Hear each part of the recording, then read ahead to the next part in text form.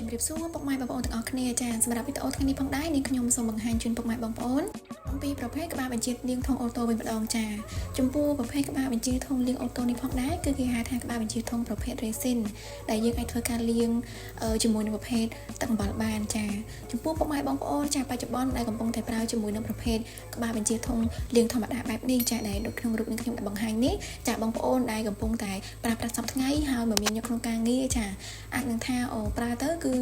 បងប្អូនធ្វើការចំណាយពេលនៅការកាច់លាងបើកបិទហើយនឹងចំណាយពេលវេលាពេលខ្លះបងប្អូនអាចធ្វើការផ្លិចលាងសម្អាតធុងពុកម៉ែបងប្អូនថែមទៀតចា៎អញ្ចឹងបងប្អូនអាចធ្វើការជ្រើសរើសយកជាប្រភេទក្បាលបញ្ជាធុងលាងបែបនេះបានគឺយើងធ្វើការលាងសម្អាតអូតូតែម្ដងចា៎គឺងាយស្រួលខ្លាំងមែនតើចា៎បងប្អូនក្បាលបញ្ជាធុងលាងនេះគឺយើងធ្វើការកំណត់ពេលវេលាបានគឺកំណត់នាទីកំណត់ម៉ោងកំណត់មួយថ្ងៃលាងម្ដងគឺពេលដល់ពេលវេលាត្រូវលាងគឺលាងអូតូតែម្ដងសម្រាប់ពុកម៉ែបងប្អូនដែលមានតម្រូវការចង់បានជាប្រភេទក្បាលបញ្ជាធុងប្រភេទលាងអូតូបែបនេះចា៎បងប្អូនអាចធ្វើការតាក់ទងជាមួយនឹងខាងក្រុមហ៊ុនយើងខ្ញុំបានចា៎សូមអរគុណ